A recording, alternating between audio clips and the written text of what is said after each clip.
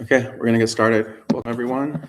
My name is Dan. This is Shamatha meditation and the Tibetan Buddhist tradition. Is anyone at the temple for the first time today? All veterans? New before? So nobody new to meditation, anything like that? Okay, that's good. So today what we're talking about, we're going to be have a brief talk before we get started on our motivation to practice. So we'll be discussing our motivation for Buddhist practice, spiritual practice, meditation practice, whatever you want to call it. Does anyone want to share why they practice meditation, Buddhism, kind of spirituality? Something to do? I like to kind of scenario thinking. I practice meditation not really on a Buddhist level, but just kind of on a meditative level. Just kind of scenario thinking and the focus to be directly on. So kind of mental well-being. Yeah. You wonder if that good for stability. I think it helps me like kind of even out my highs and lows. If that makes sense. Absolutely. Helps me. I'm not the most stable emotionally, person in the world, and it just helps me center, like what she was saying. Yeah, actually, only one person in the world is the most stable person in the world. The rest of us have to struggle. Yeah, that's good. That's excellent. Anyone else? Yeah. To react to difficult situations with compassion rather than anger. Okay. So I don't, Yeah. So kind of control of your emotions, control of your mind.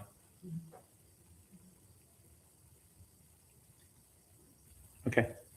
For me, yeah, it's a lot of it has to do with mental balance, looking at the person I am and looking at the person I want to be and wanting to bridge that gap. And then also feeling like I'm the ruler of my mind. I'm riding the horse and not being dragged around by it. Welcome, come on in.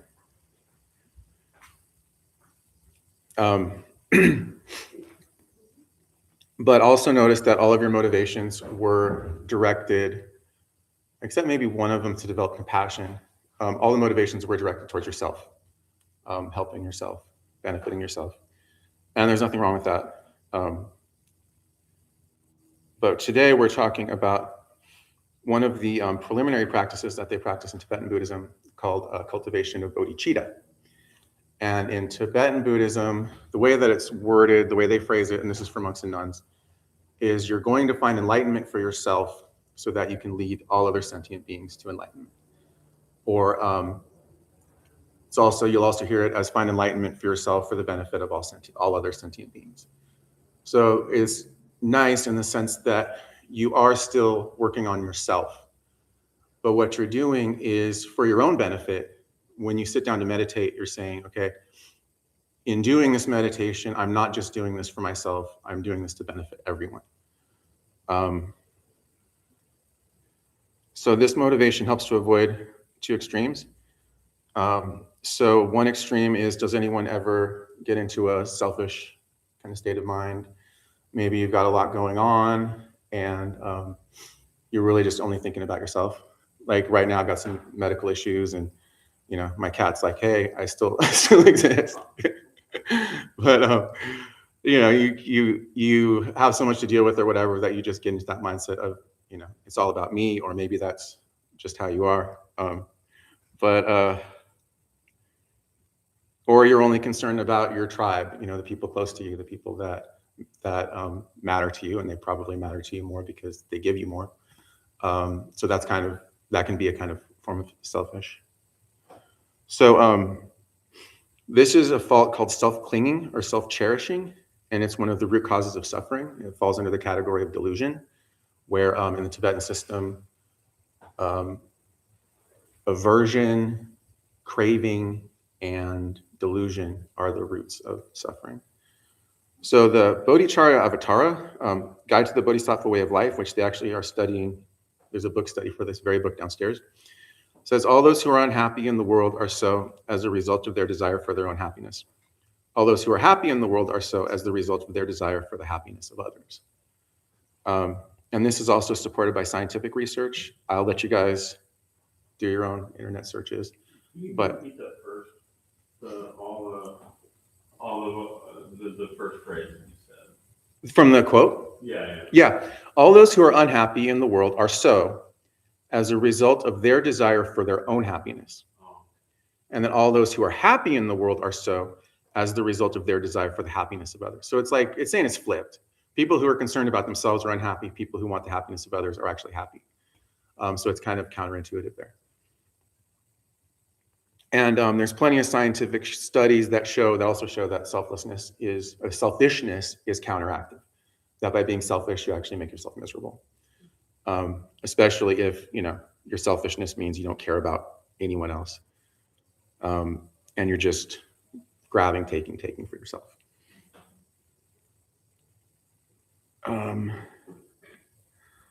So by, you're actually helping, like I said, you're helping yourself by at the beginning of your motivation,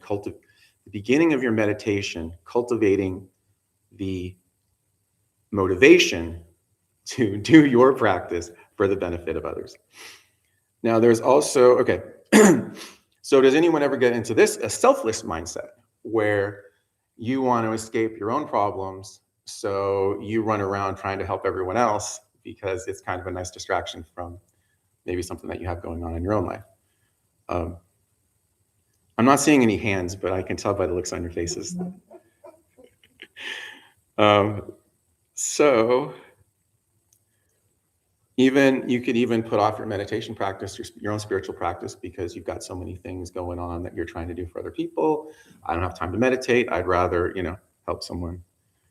And this is the other extreme. This is the fault of everyone but me. And this is another cause of suffering under delusion, because it's delusional to forget that you're a sentient being. You're included in all sentient beings. And actually, of all the sentient beings, so like the goal of bodhicitta is to help all sentient beings. You're more equipped to help, like I'm most equipped to help this sentient being than any other sentient being in the world, and you're most equipped to help your sentient being than any other sentient being in the world. So to forget that, I have a couple analogies for this, and we'll get some meditation really soon. So if a few years ago, if you were running around trying to get everyone to take the COVID vaccine, but say there was limited supply, so you didn't want to take them for yourself, and then it turned out you got COVID, and you're going around door to door trying to get people to take the vaccine and spreading COVID. So that's the kind of thing of like, if you don't work on yourself first, you can do more harm than good. Or another analogy, say that you want to clean up a garden, so everyone has to go pull one big giant weed. I used to get these big like stalk weeds, like a stalk of corn when I lived up in Washington State. And so everyone just has to pull one of these weeds. Everyone gets their weeds, like, I don't really want to do this. What's this guy doing over here? So then you're trying to give someone advice on how to pull their weed and wanting to supervise them, even though you've never pulled your weed, so you really don't know what you're talking about. And then, so those are my analogies. And then again, this is supported by science. If you want to try to look this up, this is called self-sacrifice schema, holy altruism, harmful selflessness, and it's considered not good for your psychology. So I really like the way that this bodhicitta motivation is phrased, because it kind of keeps you in that middle path of you're working on yourself for the benefit of all sentient beings, including yourself. And so, so I wrote the bodhicitta motivation helps you to avoid this harmful selflessness of escaping your own problems, trying to fix everyone else. And then that doesn't mean that we always work on yourself and never help others. Generosity and compassion are still a very important part of Buddhist practice. Just don't think that when you're out there, doing your compassion and generosity, realize that's your Buddhist practice. It's benefiting you. It's benefiting others as well. But don't get that false pride of thinking, I'm doing this so altruistically for everyone else. Keep that kind of humility of this is also breaking down my own self-clinging, and it's benefiting me as much as it benefits anyone else. So also remember that when you do sit down to practice meditation and work on your own problems and the causes of your own suffering, That's actually also one of the best things that you can do to help everyone else. And we will talk about that a little bit more next time. But how we're all interconnected and some of the scientific studies on that. But are there any questions on what we've gone over so far? Yeah. I'm just new to the word bodhicitta. Yeah, so bodhicitta, you'll hear it in a lot of different contexts because it literally just means enlightened mind. So in this case, it's framed as aspirational bodhicitta. Since this is one of the preliminaries of shamatha, and in the Tibetan path, shamatha is like the first thing you do. They don't expect you to be, super far along. So this first kind of pass at bodhicitta, aspirational bodhicitta, it's kind of nice because you don't have to, you can still be in a selfish mindset, and cultivate this motivation because you're still working on yourself first.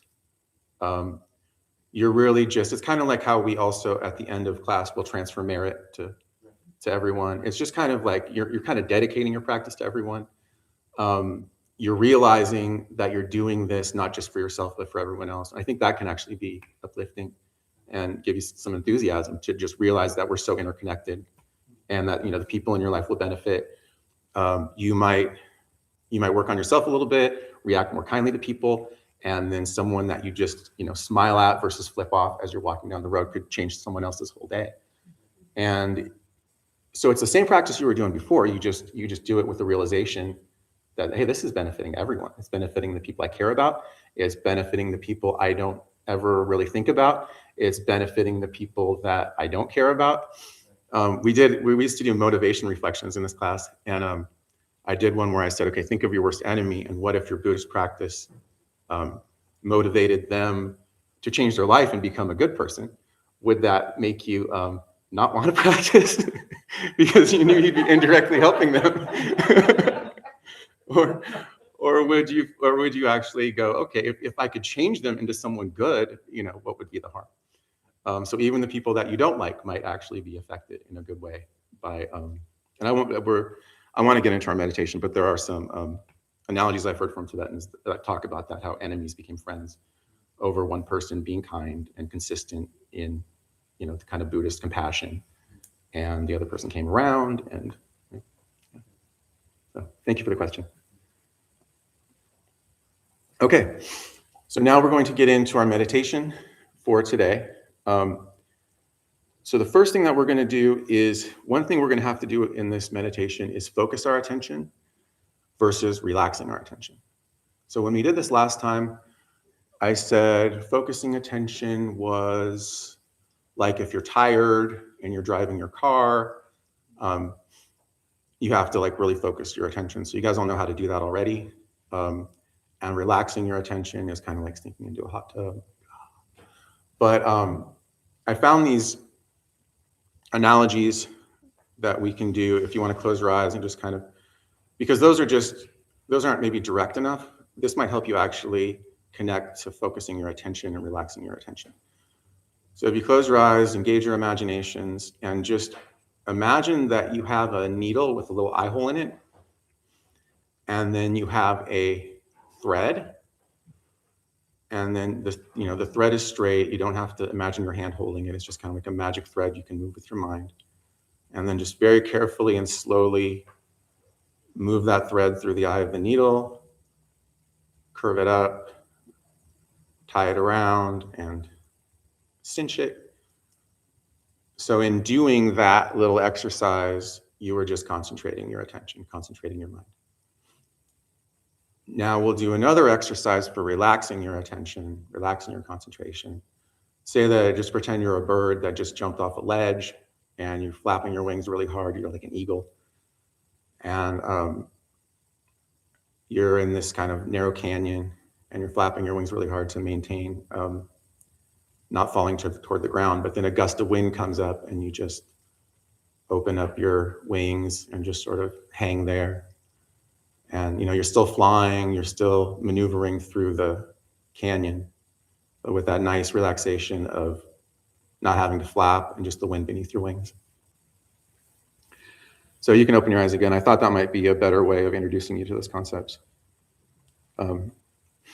So any questions on relaxing and concentrating? So what we're going to do in some of these meditations will be concentrating our attention on the inhale and relaxing our attention on the exhale. And what this does is in shamatha meditation, the two things that get you are excitation, which is usually more common for beginners in the beginning stages. Excitation is when your mind jumps to different things and can't stay on the object.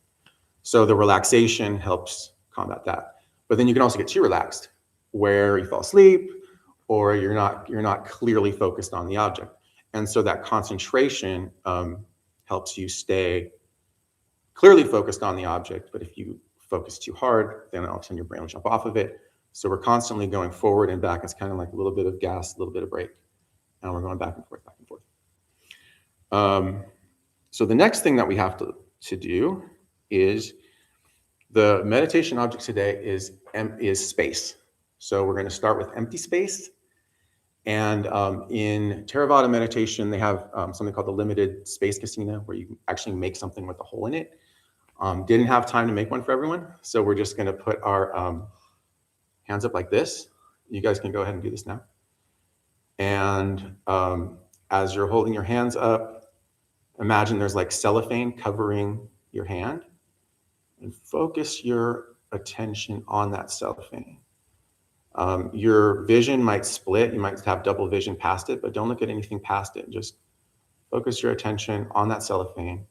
And then very slowly, you can move your hands away and stay focused on that cellophane wrapping. That's just hovering there.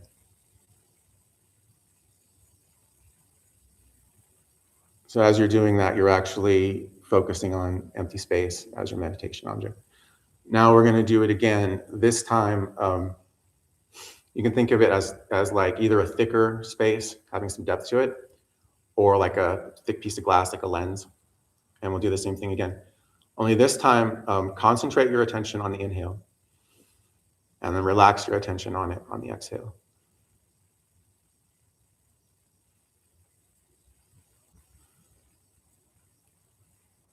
And then when you feel like you've got it, you can slowly take your hands away and try to maintain your attention on that thicker space, intensifying on the inhale, relaxing your concentration on the exhale.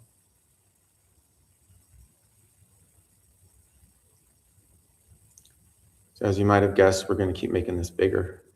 So next time, you can maybe do your hands like this or like this, and try to imagine a spherical space in your hands. And again, concentrate on the inhale, relax on the exhale. And when you're stable, move it away and see if you can focus your attention on that spherical region of space. Again, concentrating your attention on the inhale and relaxing your attention on the exhale.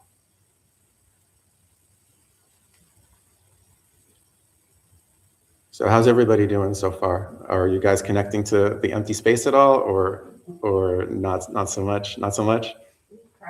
Yeah. This is we talked last time about how in this series of meditations that we're covering, we started with the rock, then we did a little Buddha, then we did imagination, and then we did breath. Breath is considered one of the hardest ones because you don't have anything. It's not a thing. Our mind likes to lock onto things. Breath, if you're feeling it at the nose, it's always changing. If you're doing the rise and fall of your chest, it's always changing. It's more of a process.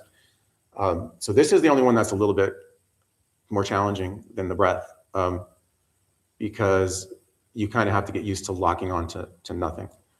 But like when I did a similar class to this before, and you just kind of have fun with it, just do your best.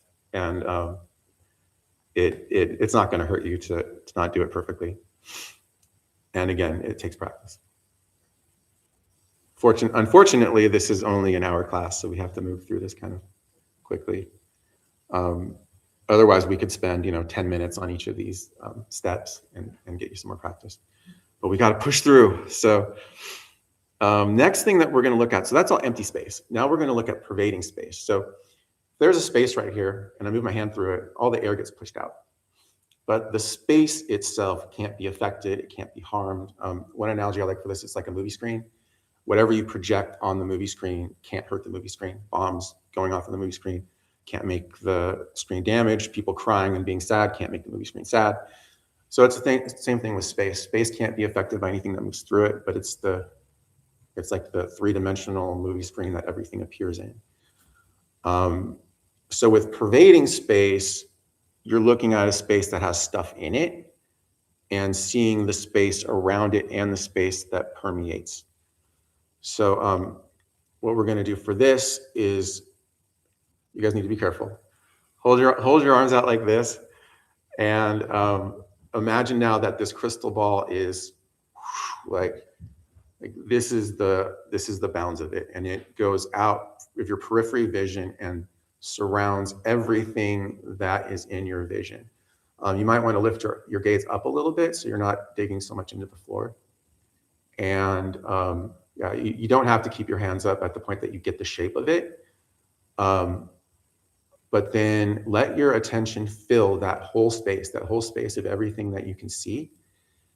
And then on the inhale, let's start with the exhale. On the exhale, relax your attention and let it fill that entire space. Not just the empty space, but that like a snow globe, like a whole space that contains everything that you see. And then on the inhale, you're going to actually intensify your concentration on all the visual appearances in that space. So you don't have to dart your eyes around looking at stuff. Just try to grab on with your attention everything that you see in that space. And then on the exhale, let it all go. Just relax your attention and let it fill the space. And then on the inhale, locking your attention on, kind of like you're catching it in a big net. Like on the exhale, you're letting out the net, and on the inhale, you're grabbing everything that's in it.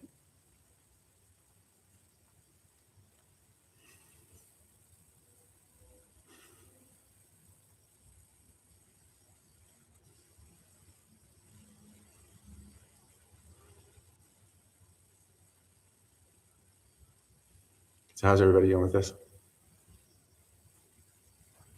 Anybody having problems, need clarification? Okay. So that's all warm up to get us to the meditation that we're trying to do today.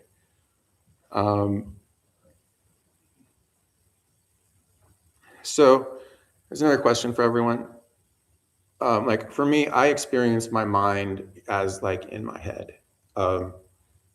I feel like there's a little guy in there and he does the thinking and the, figuring stuff out. I think in Western culture, that's pretty common. It's kind of what we're assuming today.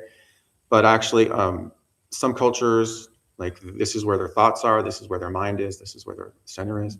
I've actually read that in like more ancient cultures, they used to think the mind was in the liver. So it's completely arbitrary. I think that because we learned that the brain is here, we grow up that way, and so everything is based up here.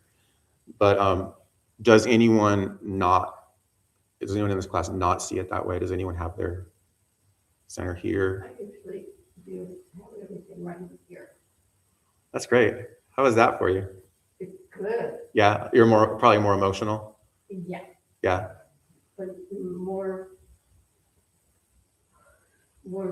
loving, I think. Yeah. I feel more into here. Yeah. So do you actually think thoughts from here? Oh, that's a good question. Yeah. It's possible. Yeah. So you might want to change this. I'll give you some special instructions when we get to it, because we'll start with the most common one, which is the people who are in their head. So what we're going to do now, we're going to take that big space, but now bring it in, and it's going to be kind of like an astronaut helmet. So what we're going to do on the exhale is we're going to relax our attention into that space. So instead of going just out to everything, just make sure that your astronaut helmet covers your whole head, the back of your head, the front of your head, all of your thoughts and your whole sense of I am and your memories and your imagination, that whole space of your mind. So if your mind's a little bigger, you might have to make a bigger astronaut helmet. And try to capture that whole thing. And then on the exhale, you fill that space with your attention, only that space with your attention. And just like we did with the visual space, on the inhale, you concentrate your attention, but you're concentrating your attention on feelings in your face, feelings in your head, but also thoughts, memories, imaginations, your sense of I am who I am, I'm the little guy inside of here controlling it. Whatever's in there, whether it's mental, imagination, or physical sensation, that's what you're grabbing onto. And then on the exhale, you let it all go, expand into that pervading space. So not just the space where you feel things, and not just the empty space around it, but that whole spherical space. You fill that with your attention. Then on the inhale, you grab onto it again. For you, you might want to make the sphere around your heart. Or you could also, if you feel like your mind is more mixed between your head and your heart, you make it big enough to hold everything you need it to hold. And that goes for everyone. If you feel like your imagination is that big, or your memories are out here, just get it all in a nice big physical sphere. So we're going to do this as an actual ding the bell meditation. So go ahead and get into your meditation posture. Any posture that's alert, relaxed, stable. We're not going to go through all the 7 points today. But spine straight, not too tense, and you don't want a posture that takes a lot of physical effort to hold. So kind of lift your chest a little bit, and you can put your hands on your lap. You can put your hands on your knees, and you might want to put the tip of your tongue to the roof of your mouth and let your mouth hang open a little bit. Tuck your chin down a little bit. And for this meditation, I'd recommend that you close your eyes to better connect to the space inside your mind. And now we're going to practice what we just preached. So for a moment, reflect on your motivation, and how whatever your motivation was coming in here to help yourself, benefit yourself, is also going to benefit all sentient beings. That's your goal. Maybe just by you being kinder, wiser, gentler, and little differences can really add up to a lot. Living in a very high intensity society, a little calm and a little kindness can go a long way. So go ahead and focus on that motivation. You can help other people just by practicing Buddhism yourself. You don't have to go around converting people to Buddhism. You don't have to go around getting people to let you be their guru. Just share what naturally radiates from within.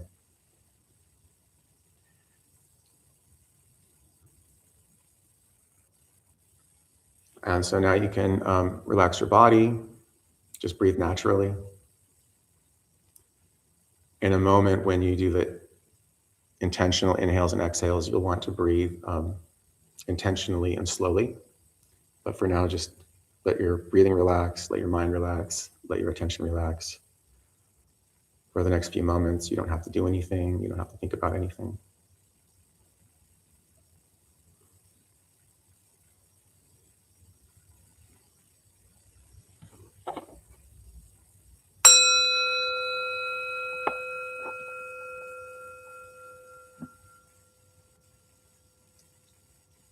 And now you can imagine that space, that astronaut helmet space, however big it is, wherever you're locating it, and begin to fill that space with your relaxed, gentle attention on the exhale. And then concentrate your attention more and focus on everything that you can catch in that space on the inhale. Feelings in the face, physical feelings, thoughts, emotions, imaginations, memories, sense of I am, sense of self, sense of existing. And we'll continue like this.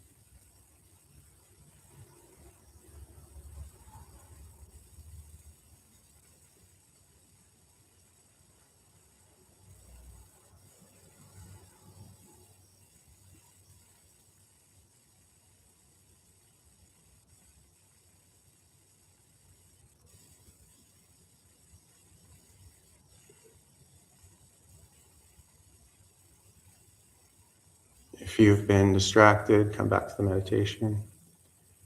If you're really struggling with sleepiness, you can open your eyes and just do the best you can. Also remember, when you relax your attention out, fill both the empty space and the pervaded space, the space that contains stuff. Don't leave either of those out.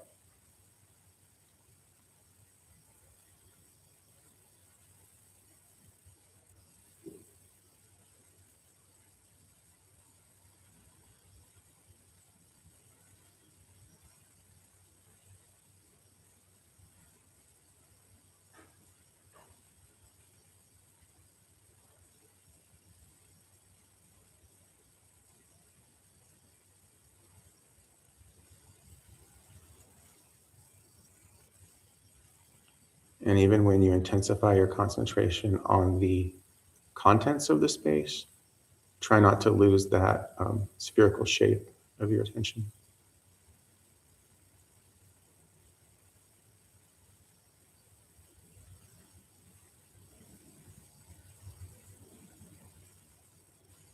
You might find that your mind is getting pulled towards details, sounds, specific thoughts, but try to keep that very broad, spherical attention around your mind.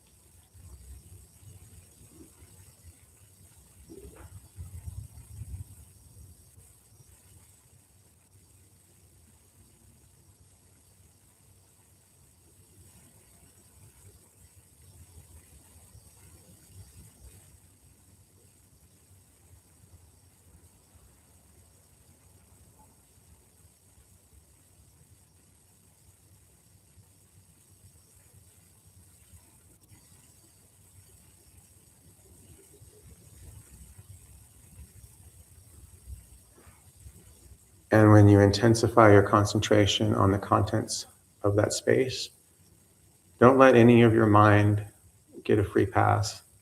Don't let the watcher of what's going on get a pass. Focus your attention on that. Don't let the part of you that feels like you're doing the meditation get a pass. Focus your attention on that. Try to capture as much of the self, as much of the inner mind as you can.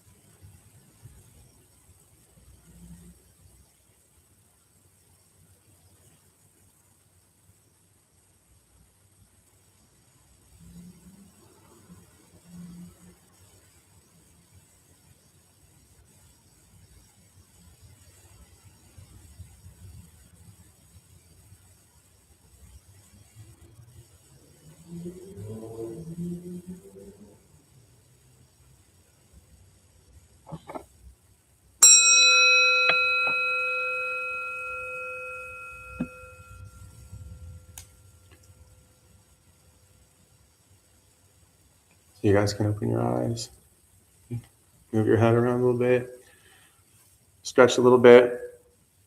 It was a long time sitting still. Also, I want to welcome everyone joining virtually. I'm not sure you did that before.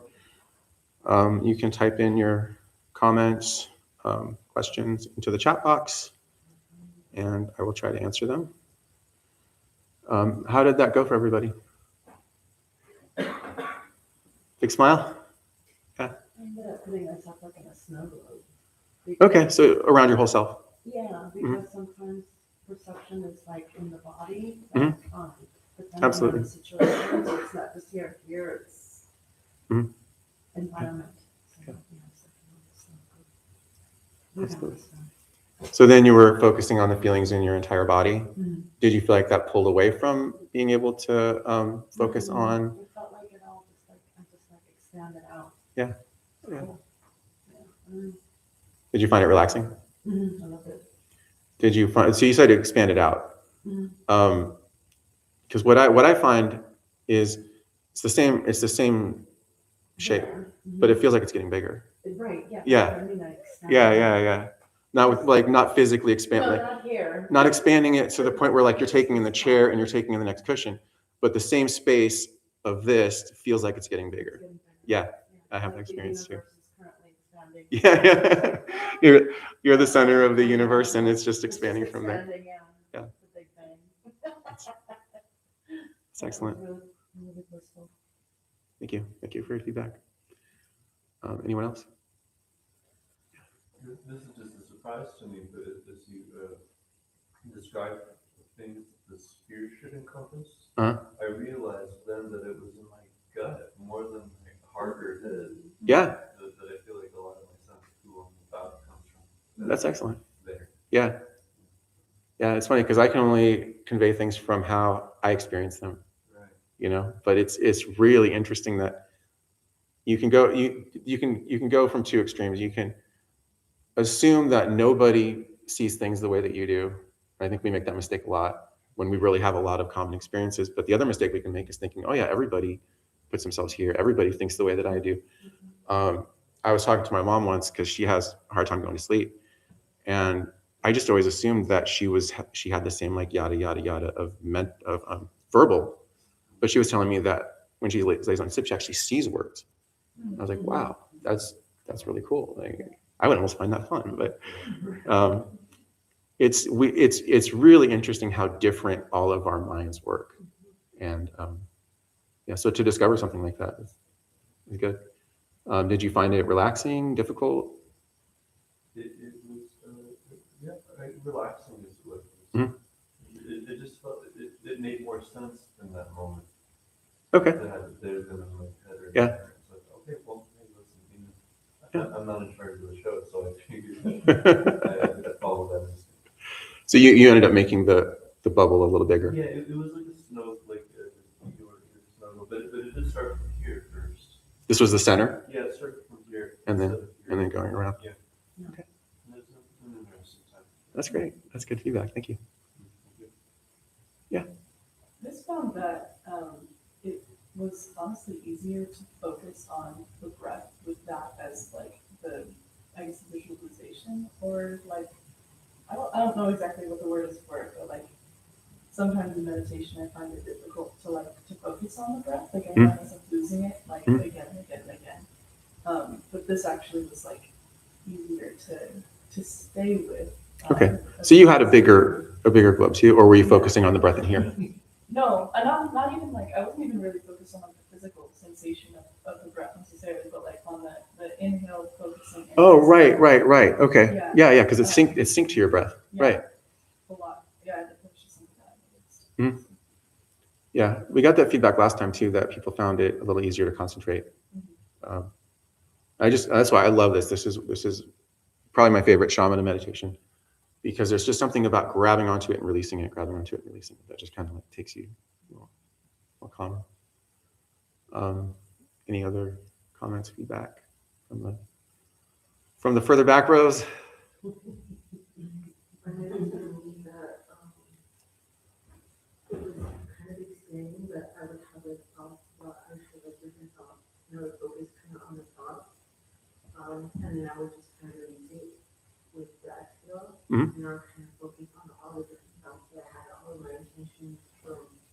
coming in here and starting my meditation and leading up into the meditation, I can just focus on everything that my mind wanted to focus on. And just like my mind literally wanted to do, and then just relaxing on that. So I keep going back and forth with the concentration and the release. Mhm. And just keep going back and forth, and then just kind of expand into other things, and then kind of just like in and out, kind of. Mhm. It's weird, it was a really weird experience, but I just remember kind of going backwards and forwards, you know. Yeah. Thought process and consciousness. Did you find things relaxing over time? It was relaxing, yeah. Yeah. I focused a lot more on my breath instead of focusing more on what I was thinking, or just like. As time went on, Yeah. it shifted more to your breath. Yeah. Then did you have your bubble around your head, or was it bigger? Yeah. Yeah. Excellent. Thank you for the feedback. Yeah. Yeah, I've never done a meditation like that before. Uh-huh. That dealt with space around. Out of curiosity, were you astronaut helmet? Yes, I was astronaut Yeah. helmet, but it did start expanding. Uh-huh. I had To include the wall and or you just felt like your head was getting bigger. Yeah, Oh, okay. I kind of Okay. lost concept of this wall. Right? Yeah. You were saying, there was no. Because your eyes are closed, so it just feels like your head's it getting just bigger. kept growing and growing. Yeah. So that was very cool. It was very relaxing. It was a kind of with the oscillation of breath. Mhm. It took me entirely out of what would have been maybe racing thoughts and just like a normal. I'm new to different types of meditation, so where my mind might have been racing, that was lost upon me entirely. So very relaxing. Good. Yeah, you won't bump into this meditation a lot, so Yeah. remember it. Put it Yeah. in your bag of tricks, and because this one doesn't get taught a lot, especially in the West. A lot of times it's breath, and so in this class, I try to give you guys a different meditation object every week, and that's not always easy to come up with. So this is the second time we've done space, but this is a slightly different presentation. It's from the Kagi presentation, but the chapter was so short in the book that I really had to fill this in a lot with the Dzogchen approach that we did several weeks ago. But it was a little bit, this practice that we did this week was a little bit different, which unless there's anyone else who wants to comment. Okay, I'll take that as a no. Oh, yeah. So this was a little bit different than what we did last time. And so we can keep going down the different road. I'll let you guys decide. Next step would be same thing as before, only on the exhale, you fill the space. And on the inhale, you intensify your concentration, but you stay with the space instead of the contents of the space. It would prepare you for a more difficult meditation we're doing next week, or in 2 weeks, because this class is every 2 weeks. But it is also rather difficult. For whatever reason, at least I find it's much easier to connect to space on that relaxed attention, and much easier to focus on the things in the space with the concentrated attention. Doing space with the concentrated attention is kind of a difficult combo. But you're learning to stay with space, both relaxed and concentrated. Or we can do what we did last time, which is you go from the space of the mind to the space of the body. Still eyes closed, you make the globe bigger to the space of sound. This would be kind of a guided meditation through all these steps. And then finally you open your eyes again and you've got your mind, you've got your body, you've got all sounds, and you've got all everything you can see. And again, you're relaxing into that space on the exhale and grabbing everything on the inhale. So it's just the same thing we did before, just with a bigger, working slowly outward and getting that space to contain not only a bigger area, but all the senses. So who wants to do the first thing that I said? Was that okay? So we got one person. Is that a nod? Okay, 2 people. We got 3. We got 4. Don't make this 4 and 4. Oh, we got 5. Okay. Okay, so that's easier for me because I don't have to guide it. Yeah, it was actually the other way around. I just made up those numbers so that I don't have to guide the meditation. No. So does everyone understand those instructions? I'm sorry. Yeah. So it's the same as before, same space that you were doing before. The only difference is, so just as before, you relax your concentration into that whole space. Just when you then intensify on the inhale, when you intensify your concentration, instead of shifting to the contents, the appearances in that space, instead you just do your best to keep your concentration on the space, the pervading space, the empty space, and intensifying your concentration on that. And so that's kind of the tricky part. It takes practice, and the sooner we start, the more practice you'll get. We've only got 7 minutes left, so I'll just bring us right back in. If you want to get into your meditation posture and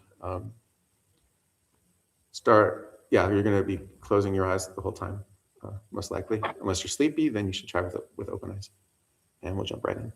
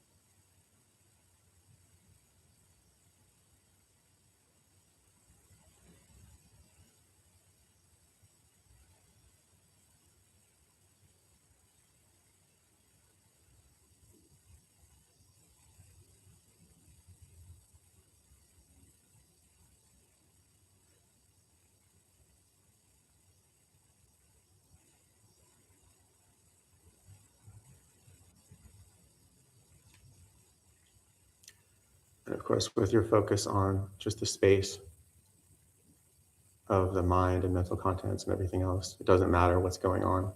Your mind can be racing, doesn't affect the space. Mind can be calm, doesn't affect the space.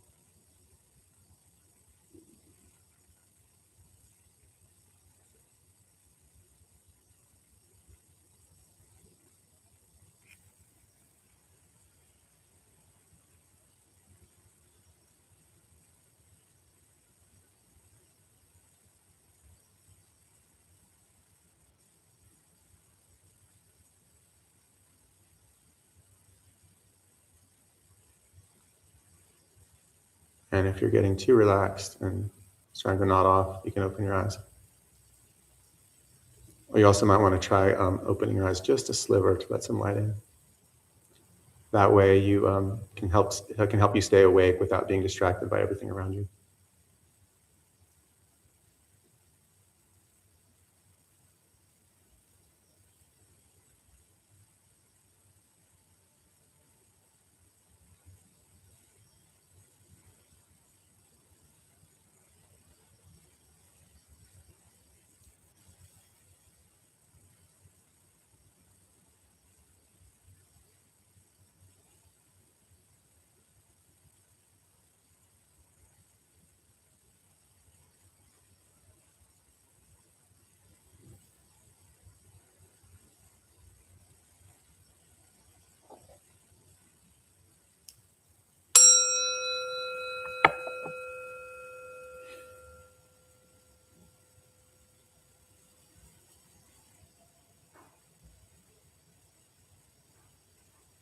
Okay, you guys can open up your eyes. We are almost out of time, but if anyone has any, or just maybe just a general feel of how that went for everyone, did anyone find they were able to connect to the intensifying their concentration into space, or was that a little too tricky? It worked for you? Yeah. I think it worked better than the first Really? time. Yeah, the first time I sort of nodded off. Too relaxing. Yeah, a little too relaxing. Yeah. At the same time, it just seemed like a gel. Yeah, excellent. Excellent. So that variation works better for you. That's great. Thank you for that. Okay. Did anyone find it super difficult, or does anyone just want to raise their hand that it didn't work for them at all? A little more difficult than the first one, yeah. Hmm? A little more difficult than the first one. Okay, but you were able to connect to it to at least some extent. Because it's the kind of thing of, either you feel like you could get better at it with practice, or you feel like you're just lost. So I hope all of you feel like you could practice this and get better at it. Like I said, it's a really good meditation to have in your bag of tricks. So we're out of time. We're going to go ahead and transfer merit really quick, so you can join your palms if you want. May any merit gained from this practice benefit all the sentient beings without exception, and may the wisdom that overcomes ignorance dispel the suffering of our delusions. So thank you all for coming. We have a few announcements from our gracious host, Riley. Hi everyone, my name is Riley. I'm tonight's host. We opened the Dharmabumtemple 19 years ago to introduce Buddhist practice to those who show up. Those who lead are not nuns, monks, gurus, masters, or teachers, and are not looking for students. They're simply practitioners sharing their interpretation of the practice. Every night we have a different class led by different people from various Buddhist traditions. We have a recovery sangha that meets several times a week for anyone with addiction, and our food redistribution program is every Thursday at 4:30 p.m. We have classes and programs every day, and everything we offer here is always free. Full schedule is on our website, also posted in the entryway above the shoe rack.